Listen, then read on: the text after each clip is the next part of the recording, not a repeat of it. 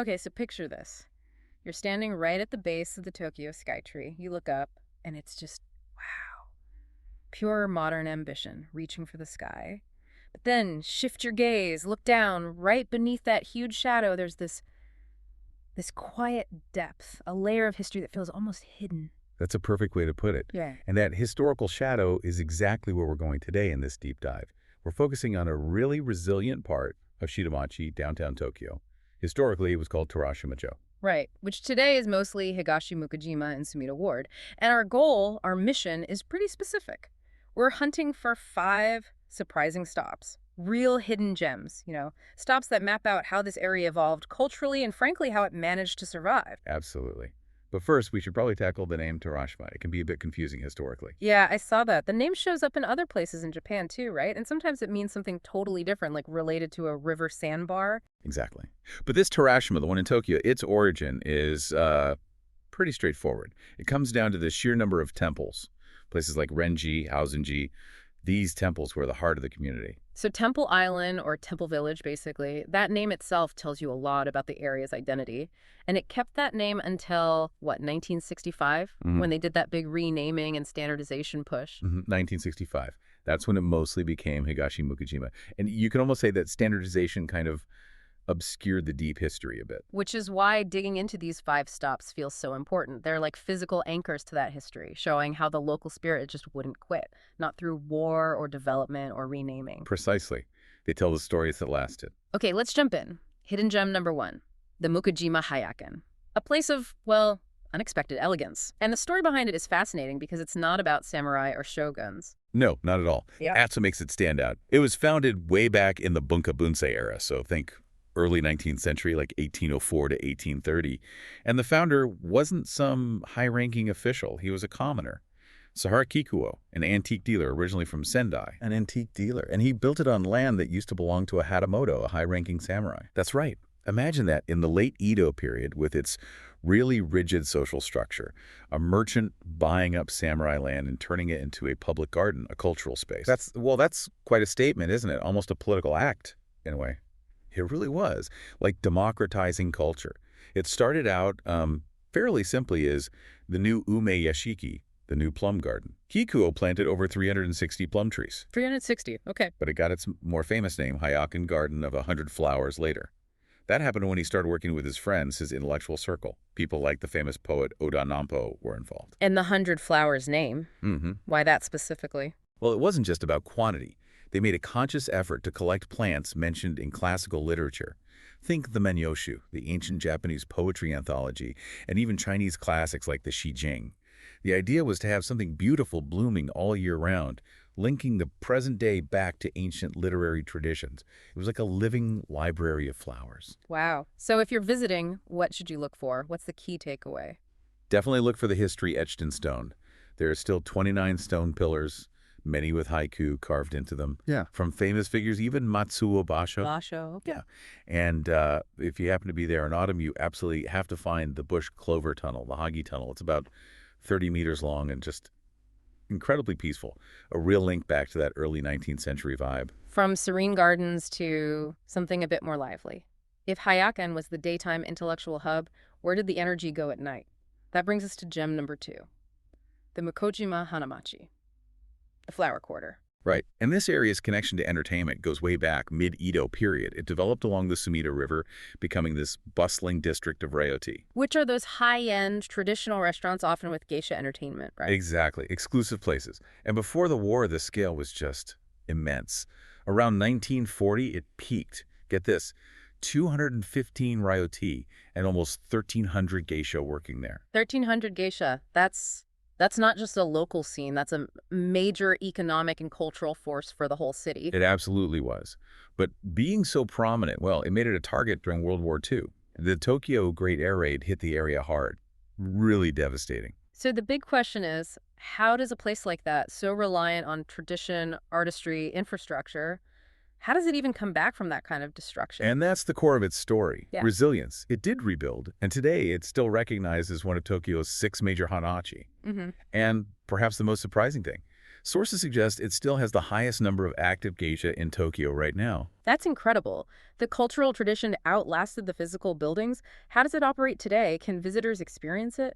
Yes, absolutely. For visitors looking for that really deep cultural dive, you can actually book performances, amazing kaseki dining, that multi-course traditional hot cuisine. There are about 11 ryote still operating. And it's all managed professionally through the local geisha management office, the Mukōjima Sumida Tsutsumikumiya. Having a central office like that probably makes a huge difference in keeping the tradition alive and accessible, but still authentic. Definitely. It ensures it's sustainable. Okay, speaking of professionals and tradition, gem number 3 takes us back into the literary world. This neighborhood wasn't just pretty, it was home and inspiration for some huge names in Japanese literature. Yeah, the density is pretty striking. You have Kōda Aya, born right there in the village in 1904. Her writings, like Misokasu, really capture her childhood experiences in that Shitamachi environment. Giving us a real feel for the place back then. Exactly. And then there's Yoshikawa Eiji. Many people know his historical novels. He basically launched his professional career here. He moved there in 1917. He was only 25. And while living in Terajima Village, he wrote massive works like Shinran-ki and Kinen Jonin. This place fueled his early success. Why here, though? Why did writers like him choose this particular downtown area, maybe away from the more established literary scenes? Well, a couple things, probably. First, the Shitamaki itself was rich material. You know, the working class life, the river, the local characters. It was all right there. And second, let's be honest, it was likely more affordable than the richer Yamano districts. Crucial for a young writer just starting out trying to find their voice. Makes sense. A practical landing spot. And there's a really interesting little story about Kōda Aya's family, right? About her father, Kōda Rohan's house. Oh yeah, the Kagi one. His house was originally there, it got moved later, but the original spot, get this, the landlord turned it into a children's park. A park, not apartments or shops. Nope, a park. As a way to honor the site's literary history. Instead of just preserving the building, they preserved the memory by giving something back to the community, to the kids. It's a unique way to think about preservation. Oh, that really is special. Okay, from words to working with your hands. Gem number 4, Edo Kiriko. Sumida Ward's reputation as a craftsmanship town goes back centuries. Dyeing, woodworking. And Edo Kiriko, the cut glass craft, is one of the most visually stunning. It came about in the late Edo period. It's known for these incredibly detailed geometric patterns cut right into the glass. Requires amazing precision and patience. It feels very Shitamachi, doesn't it? Creating something beautiful but also functional through sheer skill. And this is something visitors can actually engage with directly. Oh, absolutely. The Sumida Edo Kiriko Museum is the place to go. They offer hands-on workshops. You need to reserve, but you can actually sit with artisans and try cutting the glass yourself. Create your own piece. Wow, making your own Edo Kiriko, that's a pretty unique souvenir. Definitely beats a keychain. And if you're short on time, say you're literally at the Sky Tree, there's another option. Right there in the Tokyo Solamachi complex, attached to the Sky Tree, there's the Sumida City Highlights Gallery. They often have free, live demonstrations of kiriko cutting and other local crafts. So even a quick visit lets you see this tradition isn't just history, it's still alive and kicking right next door to the super modern tower. Exactly. Visibility is key. Okay, this brings us to our 5th and final hidden gem, and this one. This one involves perhaps the most surprising mix of old and new. The Hikifune Takagi Shrine. Yeah, this one is fascinating. The shrine itself is ancient. Over 500 years old, founded way back in 1468. It's dedicated to Takagi no Kami, a major creation deity in Shinto. For centuries, it was just a local community shrine. Just doing its centuries-old job. But then anime happened. Pretty much. The popular anime series Karkai Juzu no Takagi-san, skilled teaser Takagi-san in English. The main character's last name is Takagi. And purely because of the name connection, the shrine suddenly became this international pilgrimage site for fans of the show. That's kind of wild. So how does an ancient religious site handle suddenly becoming famous because of a cartoon character? That's the crucial question, right? Do they resist it, ignore it, or lean into it?